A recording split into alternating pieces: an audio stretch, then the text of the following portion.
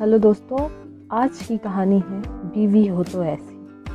ایک بادشاہ اپنے محل کی چھت پر ٹہل رہا تھا۔ ٹہلتے ٹہلتے اس کی نظر محل کے نزدیک گھر کی چھت پر پڑی، جس پر ایک بہت خوبصورت عورت کپڑے سکھا رہی تھی۔ بادشاہ نے اپنی ایک باندی کو بلا کر پوچھا، کس کی بیوی ہے یہ؟ باندی نے کہا، بادشاہ سلامت، یہ آپ کے غلام فیروز کی بیوی ہے۔ بادشاہ نیچے اترا۔ بادشاہ پر اس عورت کے حسن و جمال کا سحر ساتھ چھا گیا تھا۔ اس نے فیروز کو بلایا۔ فیروز حاضر ہوا تو بادشاہ نے اس سے کہا، فیروز، ہمارا ایک کام ہے۔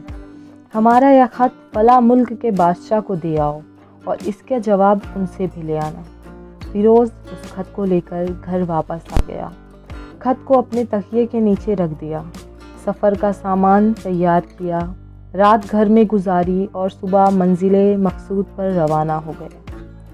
اس بات سے لاعلم کہ بادشاہ نے اس کے ساتھ کیا چال چلی۔ ادھر جیسے ہی فیروز نظر سے اوجھل ہوا، بادشاہ چپکے سے فیروز کے گھر پہنچا اور آہستہ سے فیروز کے گھر کا دروازہ کھٹکھٹایا۔ فیروز کی بیوی نے کہا، کون ہے؟ بادشاہ نے کہا، میں بادشاہ ہوں، تمہارے شوہر کا مالک۔ تو اس نے دروازہ کھولا۔ بادشاہ اندر آ کر بیٹھ گیا۔ فیروز کی بیوی نے حیران ہو کر کہا، آج بادشاہ سلامت یہاں ہمارے غریب کھانے میں؟ بادشاہ نے کہا، میں یہاں مہمان بن کر آیا۔ فیروز کی بیوی نے بادشاہ کا مطلب سمجھ کر کہا، میں اللہ کی پناہ چاہتی ہوں، آپ کے اس طرح آنے سے مجھے کوئی خیر نظر نہیں آ رہا۔ بادشاہ نے غصے میں کہا، اے لڑکی، کیا کہہ رہی ہو تم؟ شاید تم نے مجھے پہچانا نہیں۔ میں بادشاہ ہوں، تمہارے شوہر کا مالک۔ فیروز کی بیوی نے کہا، بادشاہ سلامت، میں جانتی ہوں آپ ہیں بادشاہ، آپ ہی بادشاہ ہیں، لیکن بزرگ کہہ گئے ہیں، شیر کے اگرچہ جتنی ہی بھوک لگی ہو، وہ مردار تو نہیں کھانا شروع کر دیتے۔ اور کہا، بادشاہ سلامت، تم اس کٹورے میں پانی پینے آئے ہو جس میں تمہارے کتے نے پانی پیا ہے۔ بادشاہ اس عورت کی باتوں سے بڑا شرمسار ہوا اور اس کو چھوڑ کر واپس چلا گیا، لیکن اپنی چپل وہیں بھول گیا۔ یہ سب تو بادشاہ کی طرف سے ہوا۔ اب فیروز کو آدھے راستے میں یاد آیا کہ جو خط بادشاہ سلامت نے اسے دیا تھا وہ تو گھر پر ہی چھوڑ آیا ہے۔ اس نے گھوڑے کو تیزی سے واپس موڑا اور اپنے گھر کی طرف لپکا۔ فیروز اپنے گھر پہنچا تو تکیے کے نیچے سے خط نکالتے وقت اس کی نظر پلنگ کے نیچے پڑے بادشاہ کے نالین چپل پر پڑی، جو وہ جلدی میں بھول گیا تھا۔ فیروز کا سر چکرا کر رہ گیا اور وہ سمجھ گیا کہ بادشاہ نے اسے سفر پر صرف اس لیے بھیجا تاکہ وہ اپنا مطلب پورا کر لے۔ فیروز کسی کو کچھ بتائے بغیر چپ چاپ گھر سے نکلا۔ خط لے کر وہ چل پڑا اور کام ختم کرنے کے بعد بادشاہ کے پاس واپس آیا تو بادشاہ نے اسے انعام کے طور پر 100 دینار دیے۔ فیروز دینار لے کر بازار گیا اور عورتوں کے استعمال کے قیمتی کپڑے اور کچھ تحائف بھی خرید لیے۔ گھر پہنچ کر بی بی کو سلام کیا اور کہا، چلو تمہارے مائکے چلتے ہیں۔ بیوی نے پوچھا، یہ کیا ہے؟ کہا، بادشاہ سلامت نے انعام دیا ہے اور میں چاہتا ہوں کہ تم یہ پہن کر اپنے گھر والوں کو بھی دکھاؤ۔ بیوی جیسا آپ چاہیں۔ بیوی تیار ہوئی اور اپنے والدین کے گھر اپنے شوہر کے ساتھ۔ داماد اور بیٹی ان کے لائے ہوئے تحائف کو دیکھ کر وہ لوگ بہت خوش ہوئے۔ فیروز بیوی کو چھوڑ کر واپس اپنے گھر کو آ گیا۔ 1 مہینہ گزرنے کے باوجود نہ بیوی کو پوچھا اور نہ ہی اس کو واپس بلایا۔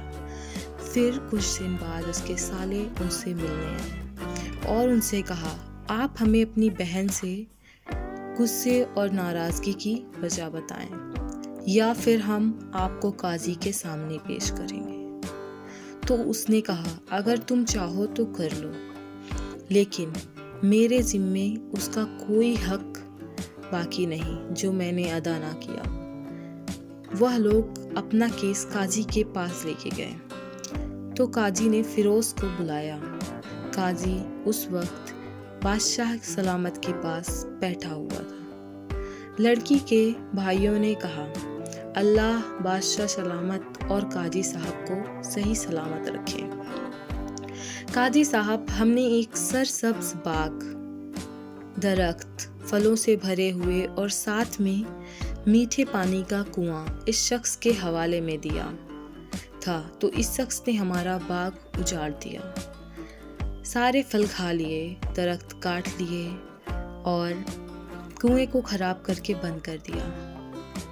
قاضی فیروز کی طرف متوجہ ہو کر انہوں نے پوچھا ہاں تو لڑکے تم کیا کہتے ہو اس بارے میں؟ فیروز نے کہا قاضی صاحب، جو باغ مجھے دیا گیا تھا وہ اس سے بہتر حالات میں نے اسے واپس کیا ہے۔ قاضی نے پوچھا کیا اس باغ نے تمہارے حوالے ویسی ہی حالت میں واپس کیا ہے جیسے پہلے تھا؟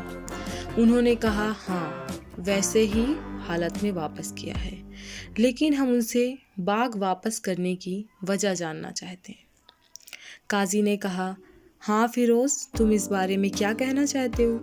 فیروز نے کہا قاضی صاحب، میں باغ کسی بغض یا نفرت کی وجہ سے نہیں چھوڑا، بلکہ اس لیے چھوڑا کہ ایک دن جب میں باغ میں آیا تو اس میں نے شیر کے پنجوں کے نشان دیکھے، تو مجھے خوف ہوا کہ شیر مجھے کھا جائے گا، اس لیے شیر کے اکرام کی وجہ سے میں نے باغ میں جانا بند کر دیا۔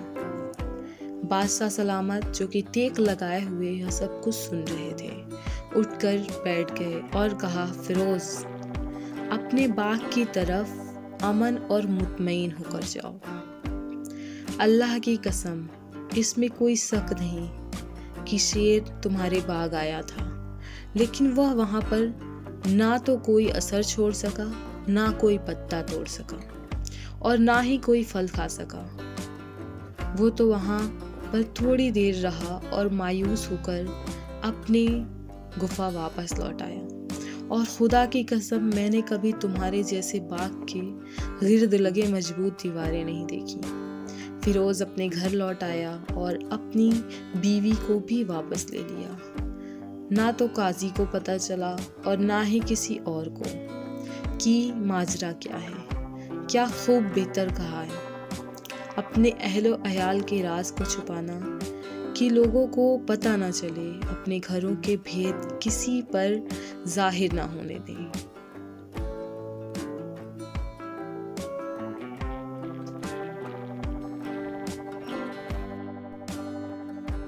دھنیہ واد۔ آپ کو ویڈیو اچھا لگا ہو تو ہمارے ویڈیو کو لائک کر دیجیے گا، اور اگر آپ کو یہ کہانی پسند آئی اور آپ آگے بھی کہانی سننا چاہتے ہیں تو سبسکرائب